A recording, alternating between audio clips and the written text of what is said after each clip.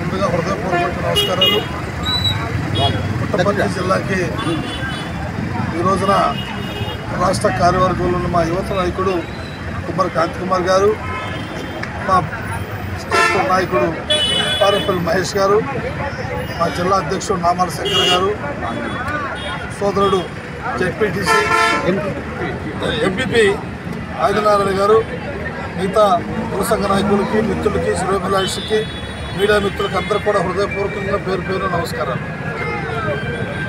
రాష్ట్ర వ్యాప్తంగా ఈ పర్యటనలో భాగంగా రేపు ధర్మవరంలో రాష్ట్ర మహిళా అధ్యక్షురాలుగా జయశ్రీ గారు అనేటువంటి సోదరి నియమితులయ్యారు.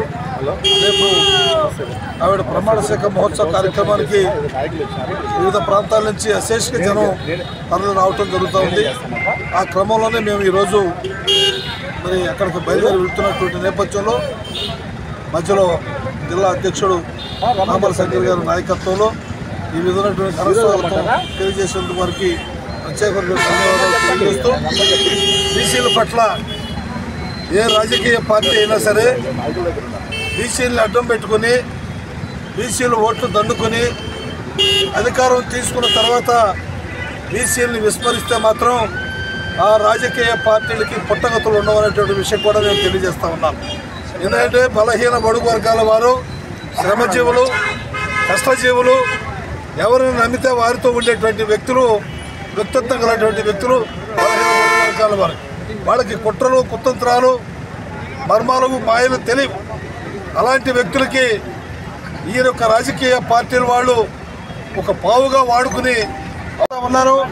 ఆధిపత్య కులాల వారందరూ కూడా ఈ బలహీన వర్గాలకి భూములు లాక్కోవాలనో, లేకపోతే వాళ్ళని మర్డర్ చేయాలనో, వీళ్ళ అత్యాచారాలు చేయాలనో రకరకాలుగైనటువంటి కార్యక్రమాలు గారు ప్రేరేపణ చేస్తే వారి యొక్క గుండెల్లో కూడా మేము నిద్రపోతా ఉన్నటువంటి ఆధిపత్య కులాల వారికి నేను ఈ రోజున పత్రికా ముఖంగా కూడా తెలియజేస్తా ఉన్నాను.